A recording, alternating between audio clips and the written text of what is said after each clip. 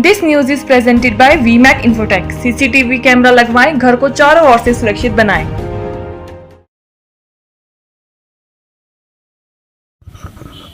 नमस्कार, बहुत बहुत स्वागत आप सब लोगों का जीवन उत्साह न्यूज़ पर।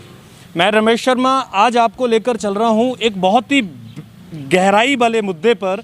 जैसा कि आप जानते हैं कि गांव में अगर तरक्की की बात आती है तो पंचायतों की जिम्मेवारी होती है कि गांव में जो भी तरक्की है वो सारी की सारी उनके द्वारा की जाए।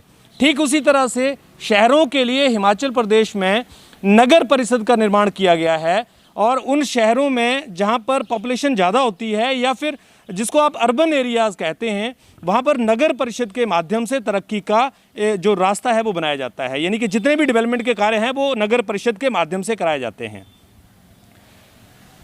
जिस तरह से पंचायतों में प्रधान और सचिव जिम्मेवार होते हैं, उसी तरह से नगर परिषद में एग्जीक्यूटिव ऑफिसर और उसके साथ साथ में जो पार्षद नियुक्त किए गए होते हैं उनकी जिम्मेवारी होती है अलग अलग वार्ड में डेवलपमेंट करने की। ऐसे में जिला हमीरपुर के अंदर हमने एक मुद्दा उठाया जो वार्ड नंबर 8 में एक रोड को बनने को लेकर है।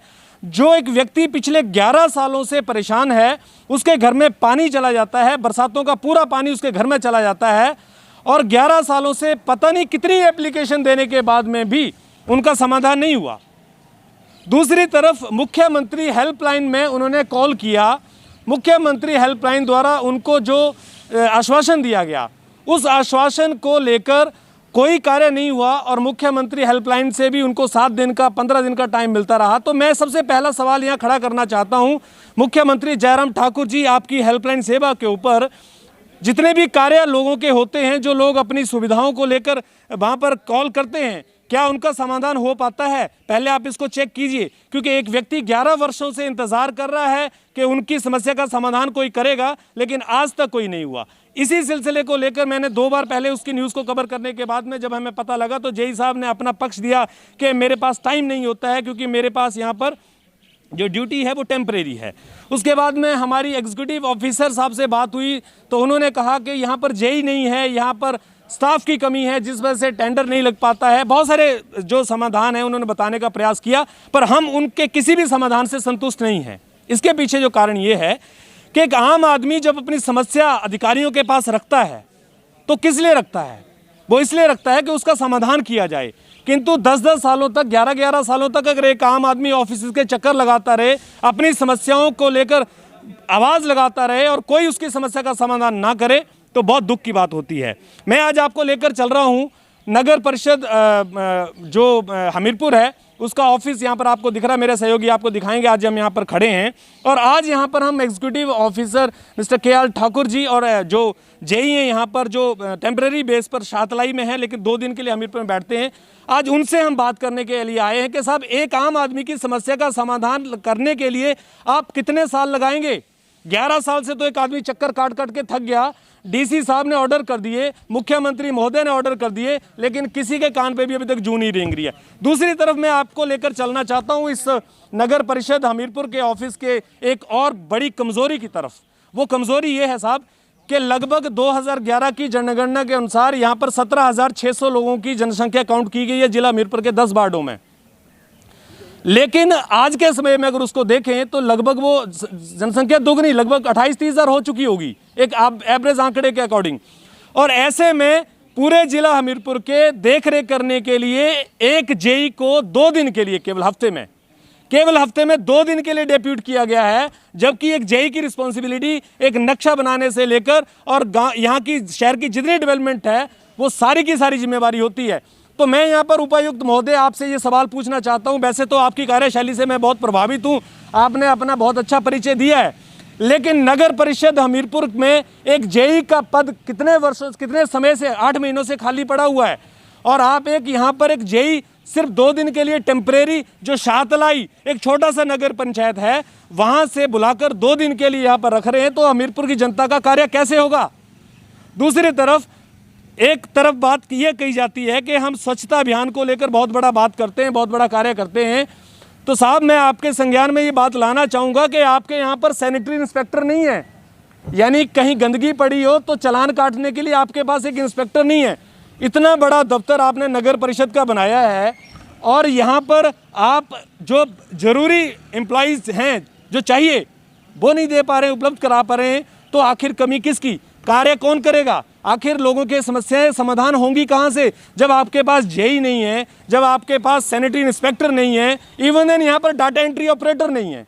आप सोचिए नगर परिषद किसके भरोसे चल रहा है? जीवन उत्साह न्यूज़ की तरफ से मैं इस बात को बड़े जोर से रखना चाहता हूँ कि साहब आप जिला हमीरपुर की बात कर रहे हैं। जिला हमीरपुर जो अपने आप में शिक्षित शहर है, अपने आप में रेप्यूटेड शहर है, उस शहर की व्यवस्था को बनाए रखने के लिए आपके पास 2 एम्प्लॉई 4 एम्प्लॉई तक नहीं उपलब्ध हो पा रहे हैं, तो कितने दुख की बात है।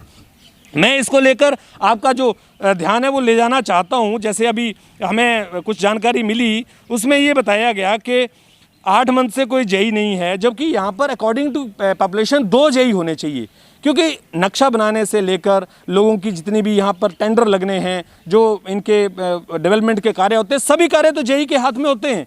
तो इन सब लोगों को लेकर मैं आज आपकी बात जो है वो एग्जीक्यूटिव ऑफिसर के एल ठाकुर जी से कराना चाहूँगा, और उनसे हम पूछेंगे ये सवाल कि साहब आपने कितना प्रयास किया है इन पदों को भरने के लिए। और उसके साथ साथ में जैसे मेरी बात हुई तो उन्होंने ये बताया कि डीसी साहब ने सीएमओ साहब को ऑर्डर कर दिए थे कि यहाँ पर सैनिटरी इंस्पेक्टर की पोस्ट जो है उसके लिए कोई चार्ज दिया जाए। अब सीएमओ साहब ने मान लीजिए ऑर्डर दिया भी और किसी व्यक्ति को टेम्परेरी बेस पे यहाँ लगाया भी, लेकिन वो व्यक्ति अपना उधर का हेल्थ का देखेंगे या यहाँ का देखेंगे? अब 25,000 लोगों की आबादी है, 10 वार्ड हैं, 10 वार्ड में यहाँ पर आज तक कौन आदमी ऐसा है जो एकलौते आदमी से कार्य करते? दूसरी तरफ मैं आपको यहाँ दिखाना चाहूँगा, ये देखिए आपके ये जो म्यूनिसिपल काउंसिल जो कमेटी है उनके सबके फ़ोटो लगे हुए हैं।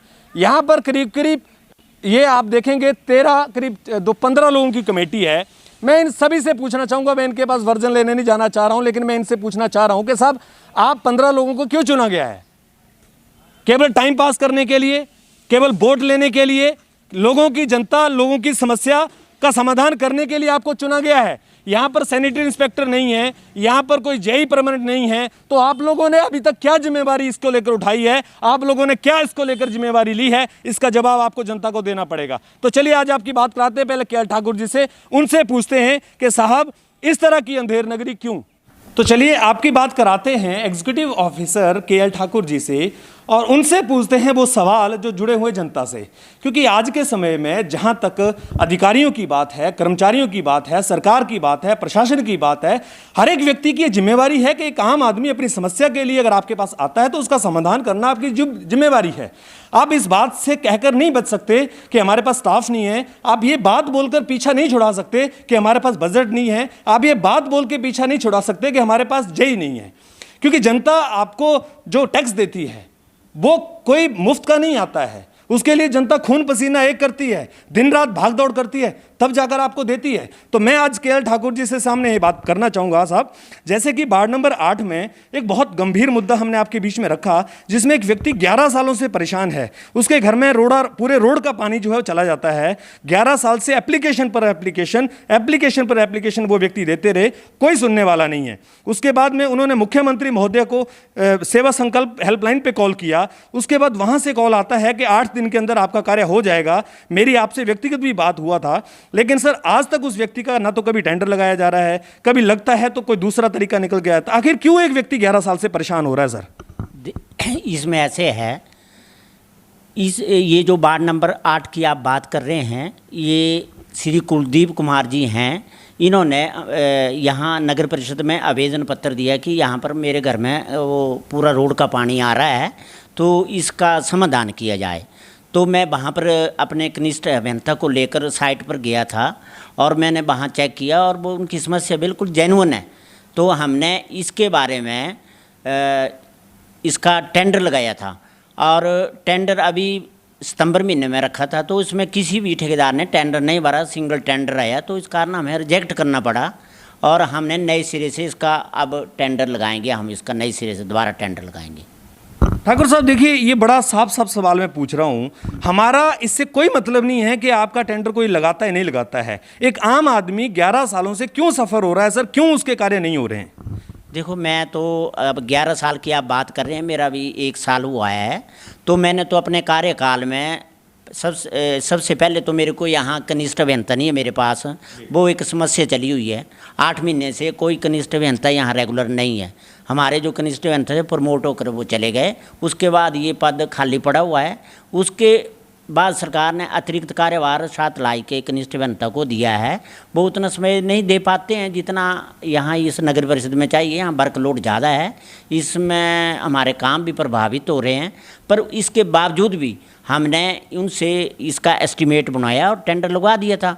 तो देखो, जब जो कनिष्ठ अभियंता का काम है वो तो कनिष्ठ अभियंता करेंगे, और जो टेक्निकल फॉर्मेलिटी है वो तो हमें कंप्लीट करने पड़ेगी।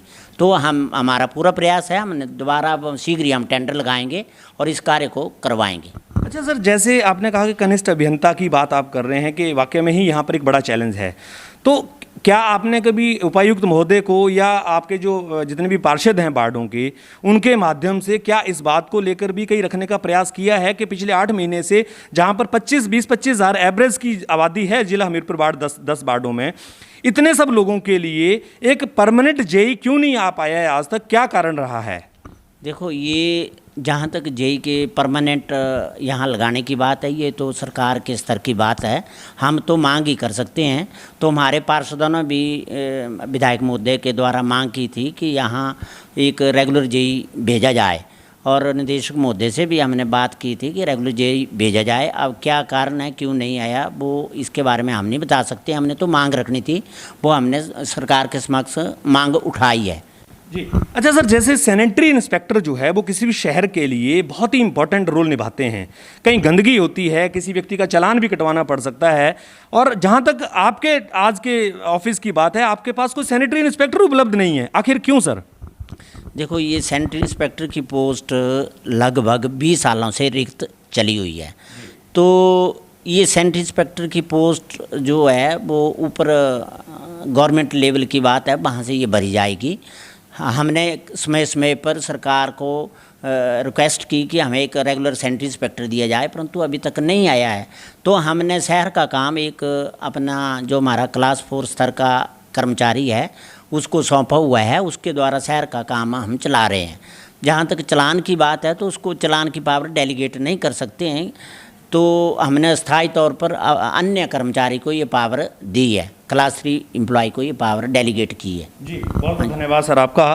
तो जैसा कि आपने एक बात को अभी सुना होगा कि सबने कहा कि हमने क्लास 4 व्यक्ति को एक सैनिटरी इंस्पेक्टर की जगह डिप्यूट किया हुआ, कहीं ना कहीं उनको एक पावर दी हुई है, लेकिन वो चालान नहीं कर सकते। मेरा यहाँ पर बड़ा साफ साफ शब्दों में कहना है उपायुक्त महोदय आपसे, मुख्यमंत्री महोदय खासकर आपसे, इतने बड़े स्तर पर आप बात करते हैं, इतने बड़े स्तर पर आप प्रदेश को संयोजित करने की बात करते हैं।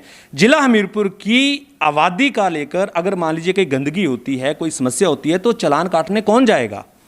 आखिर किसकी जिम्मेवारी है? क्योंकि क्लास 4 एक व्यक्ति को अगर आपने पावर दे भी दी है तो वो एक चालान की पावर नहीं रखते हैं।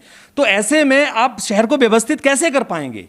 यही बड़ा एक चैलेंज है। ऐसे सभी चैलेंजेस के चलते ही एक आम आदमी सफ़र हो रहा है, और कहीं ना कहीं ये डिपार्टमेंट भी कहीं ना कहीं इस चैलेंज को फेस कर रहा है, और कहीं ना कहीं इनको भी ये बात सुननी पड़ती है कि जो कार्य हैं वो पूरे नहीं हो पा रहे हैं। तो कहीं ना कहीं ये सब लोगों की जिम्मेवारी है, चाहे वो अधिकारी हैं, चाहे वो कर्मचारी हैं, चाहे वो प्रशासन है, चाहे वो नेता हैं, चाहे वो पार्षद हैं, चाहे वो मुख्यमंत्री महोदय हैं, ईच एंड एवरीबडी, एवरीवन, हर आदमी की जिम्मेवारी है कि जनता की सुविधाओं के लिए जो लोग चाहिए वो डिप्यूट किए जाएं, तभी तो समस्या समाधान किया जा सकता है। बहरहाल मैं आज आपको यहां पर लेकर चल रहा था।